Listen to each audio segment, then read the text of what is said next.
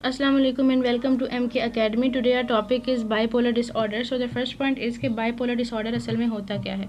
Bipolar disorder एक ऐसी psychological disease है या एक ऐसा मूड डिसऑर्डर है जिसमें एक इंसान दो एक्सट्रीम इमोशंस को फेस करता है और उसके दरमियान ही स्विंग करता रहता है. या तो कभी वो बहुत ज़्यादा डिप्रेस्ड हो जाता है या कभी वो बहुत ज़्यादा खुश हो जाता है. डिप्रेशन जो कि अपने आप में ही एक साइकोलॉजिकल डिजीज़ है, और या फिर वो हो जाता है बहुत ज़्यादा खुश. हर कोई अपनी लाइफ में सम पॉइंट्स पे जो है डिप्रेस होता है या बहुत ज़्यादा खुश होता है, लेकिन उसके पीछे कोई ना कोई कॉज होती है. बाइपोलर की कंडीशन में कोई इंसान 3 वीक्स के लिए डिप्रेशन में चला जाता है विदाउट एनी अपेरेंट कॉज, किसी भी वजह के बगैर. और जब वो उस कंडीशन से बाहर आता है तो थोड़ा सा नॉर्मल वक्त गुजारने के बाद वो मैनिया की कंडीशन में चला जाता है, और मैनिया की कंडीशन में वो तकरीबन 1 वीक के लिए रहता है. मैनिया की कंडीशन एक ऐसी कंडीशन होती है जिसमें इंसान बहुत ज़्यादा ऑप्टिमिस्टिक यानी कि पॉजिटिव फील करता है, बहुत ज़्यादा फुल ऑफ एनर्जी फील करता है. लेकिन ये सुनने पे ऐसा लगता है कि कोई भी इसमें गलत बात नहीं है, लेकिन वो एक ऐसी एक्सट्रीम कंडीशन होती है कि वो डिल्यूजनल हो जाता है अपनी एनर्जी को लेकर. उसको समटाइम्स ऐसे लगने लग जाता है कि उसके पास सुपर नेचुरल पावर्स हैं, या उसको ऐसे लगने लग जाता है कि कोई भी चीज़ ऐसी नहीं है जो कि अचीव ना की जा सके. इसलिए वो कुछ ऐसे प्रोजेक्ट्स में अपनी एनर्जी को, अपने आप को, अपने सेविंग्स को इन्वेस्ट कर देता है जिसमें जो है उसको नुकसान उठाना पड़ता है. और जब वो मैनिया की कंडीशन से बाहर आता है तो फिर उसको ट्रिगर कर देती है उसके वो डिसीजंस डिप्रेशन की तरफ. तो बेसिकली मैनिया वो कंडीशन होती है जिसमें इंसान सो भी नहीं पाता, सही से बैठ नहीं पाता, हर वक्त वो कुछ ना कुछ करना चाहता है क्योंकि वो फुल ऑफ एनर्जी होता है. तो ये कंडीशंस जो बाइपोलर डिसऑर्डर में जब कोई इंसान सिवियर मैनिया यानी कि बहुत ज़्यादा खुशी से खुश रहता हो या फिर सिवियर डिप्रेशन का सामना करे तो उसको कहेंगे बाइपोलर डिसऑर्डर 1. अगर कोई इंसान हाइपोमैनिया कंडीशन का सामना करे यानी कि थोड़ा कम खुश, मैनिया से थोड़ा कम, यानी कि ऑप्टिमिस्टिक है लेकिन डिल्यूजनल नहीं, यानी कि वो 1 वीक जो डिप्रेशन के बाद कोई इंसान फेस करेगा उसमें वो इतना ज़्यादा भी खुश ना हो कि वो कुछ अजीब और गरीब फैसले कर ले. यानी कि हाइपोमैनिया की condition is better than severe mania की कंडीशन. तो ये फेस करता है एक बाइपोलर डिसऑर्डर को फेस करने वाला शख्स. इसके कॉजेज़ और इसके ट्रीटमेंट.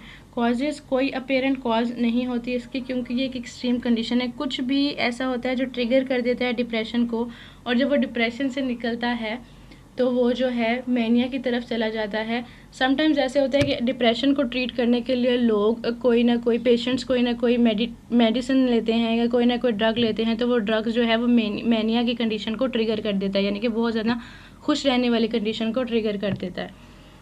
तो फिर ऐसा होता है कि वो मैनिया को ट्रीट करने के लिए ड्रग्स लेते हैं जो कि डिप्रेशन की कंडीशन को ट्रिगर कर देता है. इसीलिए इसके कॉजेज़ फाइंड आउट करना और इसका ट्रीटमेंट फाइंड आउट करना बहुत मुश्किल होता है. लेकिन बहुत सारी कंडीशंस में लिथियम सॉल्ट्स जो होते हैं वो इसको ट्रीट करने के लिए फ़ायदेमंद साबित हुए हैं. लेकिन आम जैसे डिप्रेशन को ट्रीट किया जाता है थेरेपीज़ के साथ, साइकोलॉजिकल थेरेपीज़ के साथ, उसके साथ इसको ट्रीट करना थोड़ा मुश्किल होता है क्योंकि इंसान डिप्रेशन से निकलता भी है और मैनिया की कंडीशन में जाता भी है. और जब कोई इंसान मैनिया की कंडीशन को फेस कर रहा होता है तो उसको ऐसा लगता है कि उसके साथ कुछ भी गलत नहीं है, उसके साथ उसको कोई डिजीज़ नहीं है, उसको किसी ट्रीटमेंट की ज़रूरत नहीं है. लेकिन ऐसा नहीं होता, उसको ट्रीटमेंट की ज़रूरत होती है और ये ट्रीटेबल होता है ये बाइपोलर डिसऑर्डर.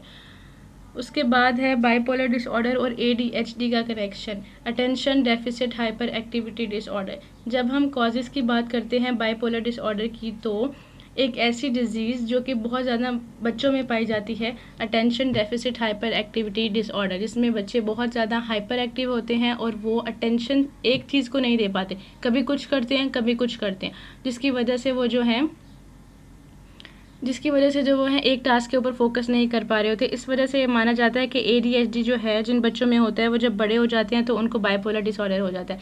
लेकिन ऐसा कोई प्रूफ मौजूद नहीं है, ना ही ऐसी कोई साइकोलॉजिकल या साइंटिफिक रीजनिंग है, क्योंकि इन दोनों डिजीज़ में सिर्फ और सिर्फ एक चीज़ का जो सिमिलैरिटी है वो सिमिलैरिटी है हाइपर एक्टिव होने की, यानी कि बहुत ज़्यादा एनर्जी के होने की. लेकिन जो बाइपोलर डिसऑर्डर में जब कोई इंसान हाइपर एक्टिव होता है तो वो डिल्यूजन की हद तक हाइपर एक्टिव होता है, यानी कि वो रियलिटी को समटाइम्स इग्नोर कर रहा होता है. लेकिन ADHD की कंडीशन में ऐसा कुछ भी नहीं होता, जो बच्चे होते हैं वो हाइपर एक्टिव होते हैं, लेकिन वो रियलिटी को देख रहे होते हैं, वो अपने इन्वायरमेंट में रहते हुए हाइपर एक्टिव होते हैं। पर बाइपोलर की कंडीशन में वो जो इंसान है वो अपने ही माइंड के अंदर रहता है, अपनी ही दुनिया के अंदर रहता है। तो इन दोनों के अंदर हाइपर एक्टिविटी के अलावा कोई और सिमिलैरिटी नहीं है।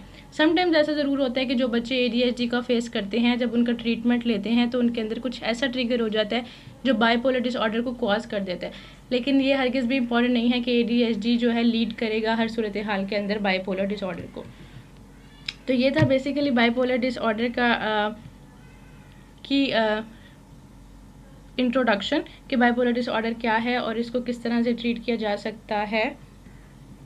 Thank you so much for watching. Don't forget to subscribe.